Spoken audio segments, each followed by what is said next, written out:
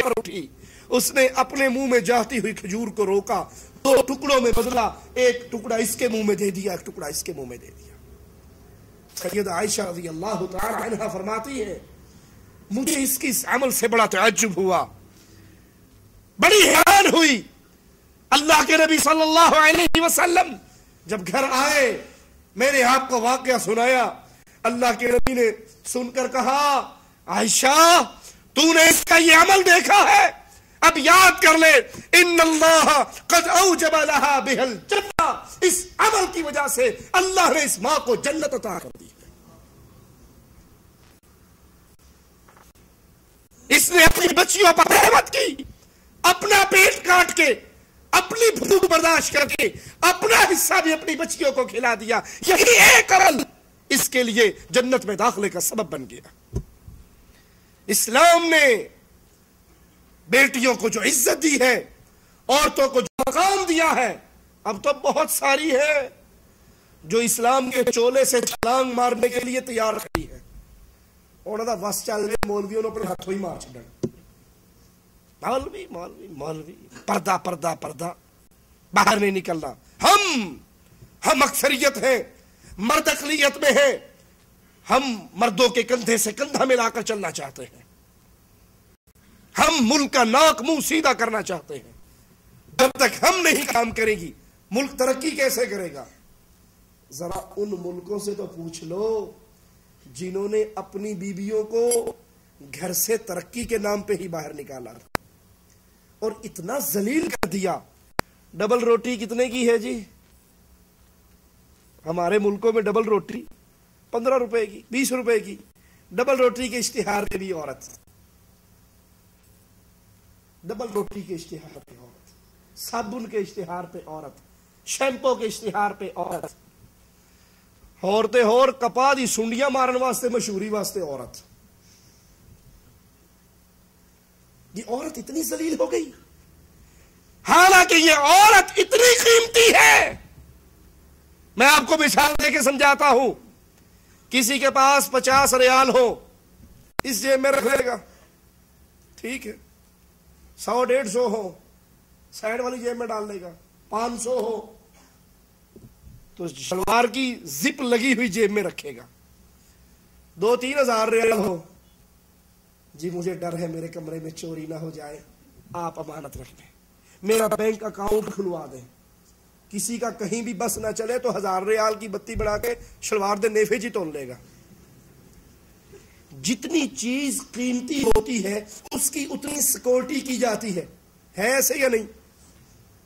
آپ نے کبھی دیکھا کہ کوئی بندہ گولڈ مارکیٹ جائے، 4 تولہ سونا زیور چوڑیاں خریدے اور اس کا کیس ہاتھ میں پکڑا ہوا یوں ہلاتا ہوا آئے؟ کبھی دیکھا آپ نے؟ انہوں پتہ ہے ہونے کس نے دال آنا تو نکل جانا، اس کو جیب میں ڈالے گا، جاتے ہوئے کسی کو بتائے گا بھی نہیں میں گولڈ مارکیٹ جا رہا ہوں کہ پیچھے نہ کوئی آ جائے۔ جتنی چیز قیمتی ہوتی ہے اتنی اس کی سیکورٹی زیادہ ہوتی ہے۔ سونے کی قیمت اس وقت تک نہیں بنتی جب تک یہ عورت کے ہاتھ میں نہ آ جائے۔ سونا بکری کو پہنا دو اچھا لگے گا، سونے کا ہار لے کے بھینس کے گلے میں ڈال دو اچھا لگے گا؟ یہ سونا سجے گا ہی تب جب ایک عورت کے گلے میں آئے گا، جب کسی کی بازوؤں میں آئے گا، اس کی ویلیو تب بنے گی۔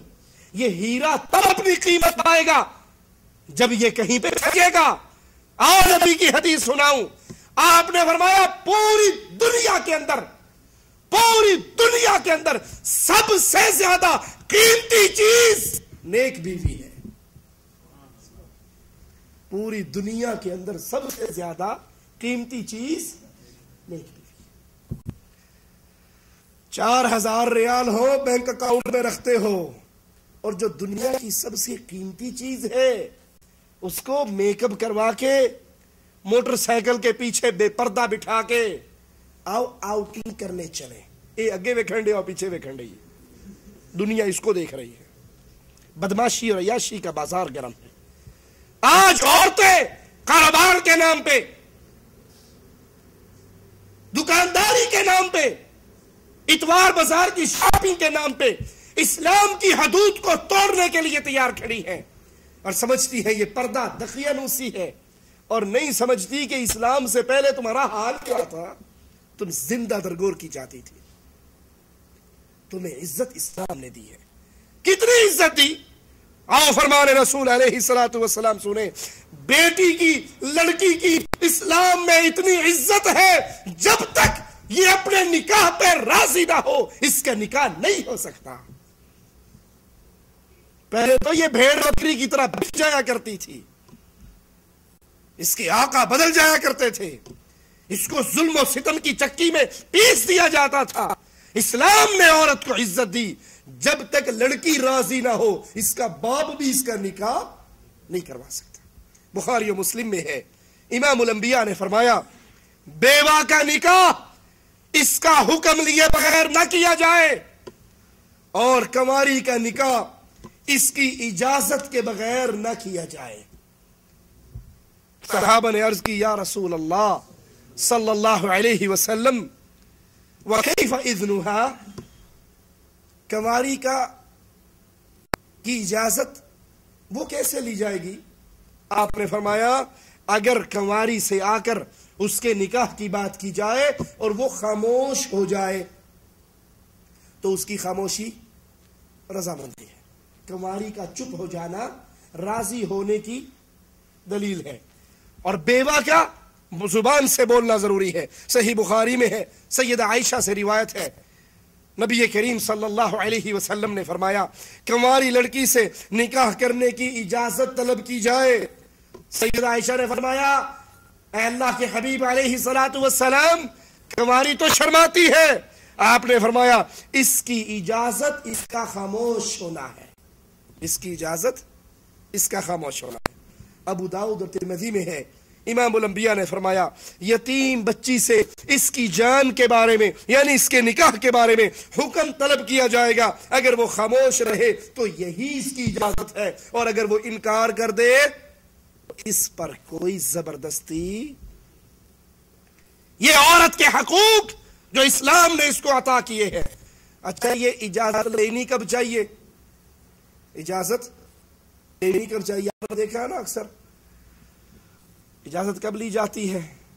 جب بالکل بارات آ جاتی ہے، لڑکی کو دلہن بنا لیا جاتا ہے، پھر ماموں صاحب رجسٹر لے کے اٹھتے ہیں اور اندر جاتے ہیں. ہاں جی تو یہ اجازت ہے. وہ روتی بھی ہے، اس کا پھڑ کے انگوٹھا لا دیں. شریعت نے یہ تعلیم نہیں دی. جب آپ کے گھر میں کوئی رشتے کے لیے آئے، یہ ہمارے ہاں کچھ شرم و حیا شریعت سے بڑھ کر ہے، شرم و حیا شریعت سے بڑھ کر ہے. اس وقت شریعت حکم دیتی ہے جب کوئی رشتہ مانگنے آئے تو اپنی بیٹی سے، اپنی بہن سے، اس عورت سے، اس لڑکی سے، اس بچی سے اس وقت سوال کرو کہ ایسا رشتہ آیا ہے، تجھے پسند ہے یا نہیں. ہمارے ہاں لڑکی سے یہ سوال کرنا ناک کٹنے کے برابر ہے. میں اپنی بیٹیوں سے پوچھوں گا، میں اس کا باپ ہوں. باپ تو ہے لیکن نکاح تو تیرا نہیں ہو رہا. جس کا نکاح ہو رہا اس غریب سے نہ پوچھ لے، اس سے تو اجازت لے لے.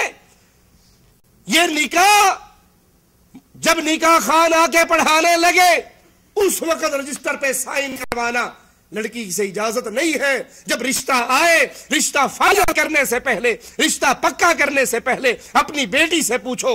اس میں کوئی شرم نہیں، اس میں کوئی عار نہیں، یہ کوئی بے حیائی کی بات نہیں، بلکہ یہ اس معصوم بچی کا حق ہے. اس سے پوچھو فلاں ہے، دین میں ایسا ہے، دنیا میں ایسا ہے، شکل میں ایسا ہے، تجھے منظور ہے؟ اس وقت اگر وہ خاموش ہو جائے تو یہی اس کی رضامندی ہے. اور اگر وہ انکار کر دے تو شریعت اس لڑکی کو حق دے رہی ہے یا نہیں دے رہی ہے؟ لیکن چودھری صاحب حق دیتے ہیں، خان صاحب حق دیتے ہیں، شاہ صاحب حق دیتے ہیں. تیری یہ جرت، باپ نے جو رشتہ پسند کیا تو ٹھکرا دے، میں تیرا گلا کاٹ دوں گا، میں تجھے مار دوں گا، تجھے آگ کر دوں گا، تجھے گھر سے نکال دوں گا. پھر اپنی بڑائی اس میں سمجھتے ہیں کہ اس نے میرا لایا ہوا رشتہ ٹھکرایا ہے، اب کسی بوڑھے آدمی سے اس کی شادی کرنی ہے، دیکھتا ہوں یہ گزارا کرتی ہے یا نہیں کرتی. یہ ظلم ہے اس کے ساتھ. شریعت اس کو اجازت دیتی ہے، شریعت اس کو اجازت دیتی ہے. اللہ کے نبی علیہ الصلوۃ والسلام نے اپنے ایک صحابی سے کہا میں تیری شادی نہ کروا دوں؟ کہنے لگا اللہ کے نبی غریب بندہ ہوں، مجھے کون رشتہ دے گا؟ آپ نے کہا جا فلاں گھر میں، جا فلاں گھر میں اس سے رشتہ مانگ۔ تصور ہے ہمارے انڈیا پاکستان میں وہ رشتہ مانگنے کے لیے بندہ خود آ جائے، اس کی ٹانگیں باقی بچ جائیں گی؟ تیری جرت۔ اور یہ صحابی خود اس گھر میں جا رہے ہیں، السلام علیکم، اللہ کے نبی نے مجھے بھیجا ہے، آپ کی بیٹی کا رشتہ مانگا ہے۔ یہ خوش ہو جاتا ہے، اپنی بیوی کو کہتا ہے اللہ کے نبی نے رشتہ مانگا ہے۔ جب اللہ کے نبی کی مجلس میں آتا ہے کہتا ہے اللہ کے نبی آپ کو کون انکار کر سکتا ہے، ہماری خوش نصیبی آپ نے رشتہ مانگا۔ کہا مانگا تو میں نے ہے پر اپنے لیے نہیں، اپنے صحابی کے لیے مانگا۔ کہا اچھا میں اپنی بیوی سے پوچھ کر آتا ہوں۔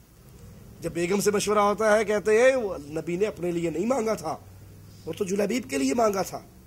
کہنے لگی اس کے لیے ہم نے تو فلاں کو انکار کر دیا، فلاں سردار کو انکار کر دیا، فلاں سردار کو انکار کر دیا، فلاں بڑے آدمی کو انکار کر دیا، اور یہ تو غریب سا اس کے لیے مجھے نہیں منظور، اس کے لیے ابھی کچھ ناگواری کے الفاظ کہنے لگتی ہے، نا منظوری کے الفاظ کہنا چاہتی ہے، پردے کے پیچھے سے بیٹی بھی سن رہی ہے۔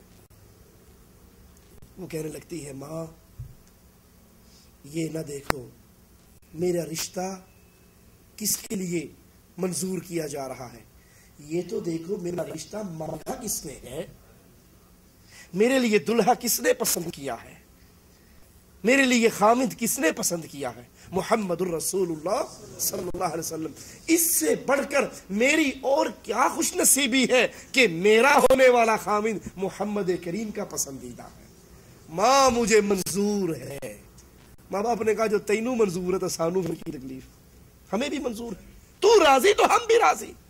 اب سوچ لیجئے اس لڑکی کے اس جملوں پر، نبی کی صحابیہ کے اس جملوں پر کہ مجھے منظور ہے، اگر یہی جواب ہمارے گھر سے آ جائے، ہماری بیٹی بہن دے دے کہ مجھے منظور ہے، تو ہم اس کو کن معانی میں لے کر جاتے ہیں۔ اللہ سے دعا ہے اللہ ہمارے حال پہ رحم فرمائے، اللہ ہماری خطاؤں کو معاف فرمائے، اللہ ہمارے دل میں بیٹیوں کا پیار پیدا فرمائے، زمانہ جاہلیت کی سوچوں سے ہمیں نکالے، بیٹیوں کو اپنے گھر میں ان کی پیدائش پہ ہمارے چہرے پر مسکراہٹ آئے۔ یہ اللہ کی رحمتیں ہیں، ان کی تربیت کیجئے، ان سے محبت کیجئے، انشاءاللہ یہ جنت میں جانے کا سبب ہوگا۔ اقول قولی ھذا واستغفر اللہ لی ولکم ولسائر المسلمین۔